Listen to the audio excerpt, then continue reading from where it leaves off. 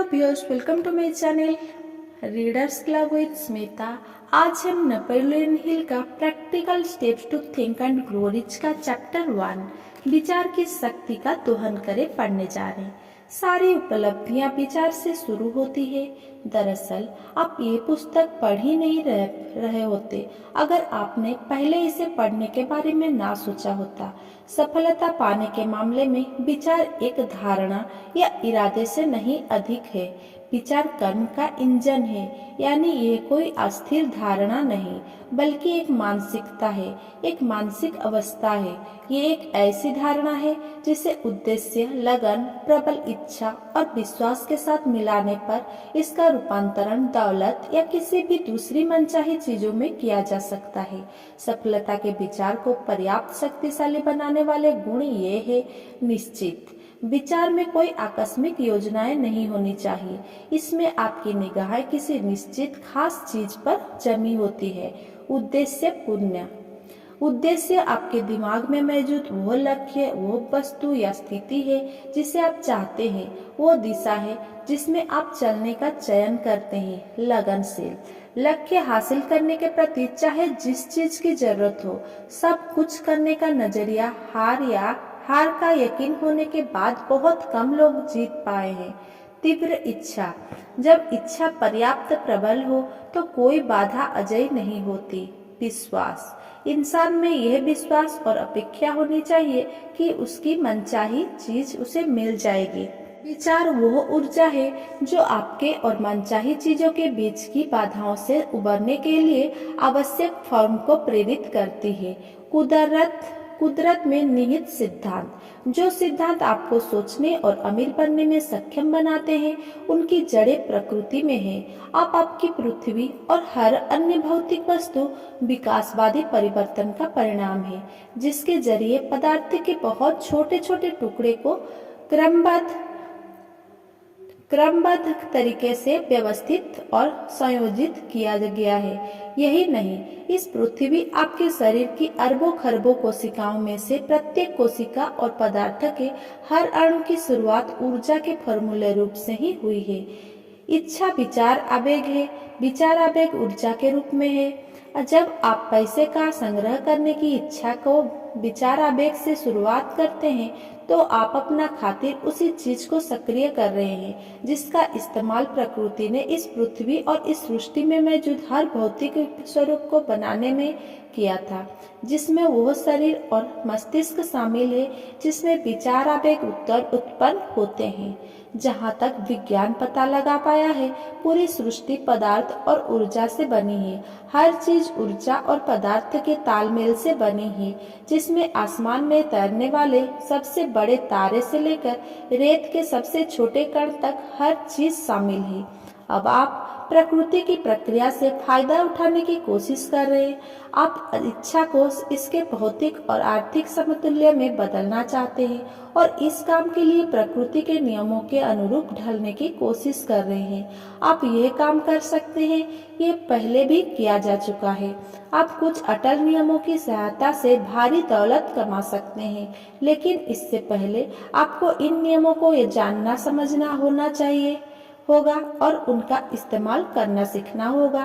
दोहराव से और इन सिद्धांतों के वर्णन के हर संभव कोण से देखने के बाद लेखक आपके सामने वो रहस्य उजागर करने वाला है जिससे भारी दौलत कमाई गई है।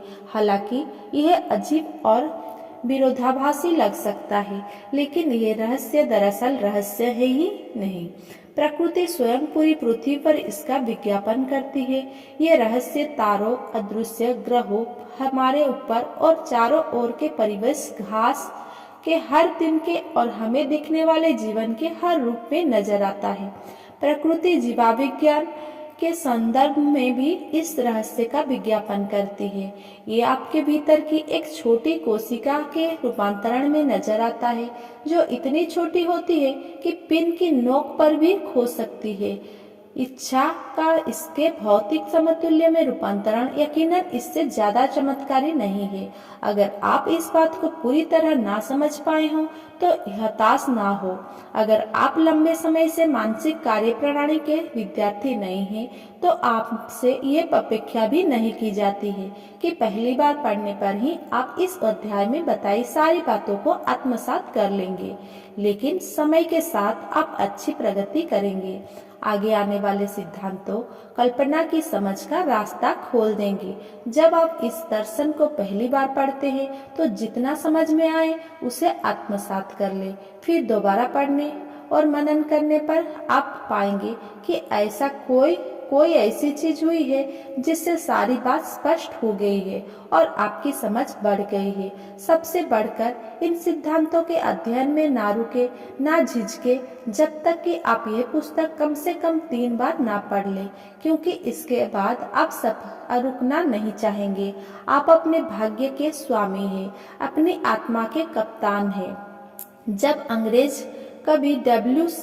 हेनली ने ये भविष्यवक्ता पंक्तियां लिखी थी, मैं अपनी भाग्य का स्वामी हूँ, मैं अपनी आत्मा का कप्तान हूँ, तो उन्हें हमें बताना चाहिए ताकि हम किस कारण अपने भाग्य के स्वामी हैं, अपने आत्मा के कप्तान हैं। कारण ये है कि हमें अपने विचारों को नियंत्रित करने की शक्ति होती है और हमारे विचार ही हमारे वास्तविकता को आकार देते हैं। विचार इस तरह वास्तविकता को आकार देता है। जिस ईश्वर में यह छोटी सी पृथ्वी तैरती है, जिस पर हम रहते हैं और जिसमें हमारा अस्तित्व है, वो ऊर्जा का ऐसा रूप है जो बहुत ऊंची दर पर कंपन कर रही है।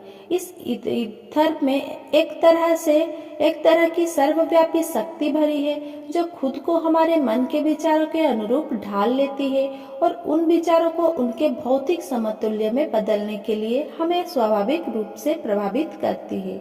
ये शक्ति विनाशकारी विचारों और सृजनात्मक विचारों के बीच भेदभाव नहीं करती है। ये जितनी तेजी से अमीरी के विचार को भौतिक वास्तविकता में बदलेगी, उतनी ही तेजी से गरीबों के विचार को भी भौतिक वास्तविकता में बदल देती है। हम अपने विचार में जो प्रबल विचार रखते हैं, उससे हमारा मस्तिष्क चुंबक जैसा बन जाता है और अज्ञात साधनों से वो चुंबक हमारे प्रबल विचारों से मेल खाने वाली शक्तियों या व्यक्तियों और जीवन की परिस्थितियों को हमारी ओर खींच लेता है। हम भारी दौलत का संग्रह कर सके, इससे पहले हमें अमेरिकी प्रबल इच्छा से अपने मस्तिष्क को चुंबकीकृत कर लेना चाहिए। हमें धन केंद्रित बन जाना चाहिए जब तक कि धन की इच्छा इतनी प्रबल शक्ति बन जाए कि वह इच्छा को दौलत में रूपांतरित कर दे। आप सचमुच अपने भविष्य के स्वामी हैं, अपनी आत्मा के कप्तान हैं। ये प्राकृतिक और स्थायी सत्य इस पुस्तक में वर्णित सिद्धांतों की जड़ में है। ये सिद्धांत इस रहस्य पर से पर्दा हटा देने के आप अपने आर्थिक भाग्य के स्वामी कैसे हैं। थैंक्स। ऐसा प्रतीत होता है कि कुछ लोग को सफलता बहुत आसानी से मिल जाती है।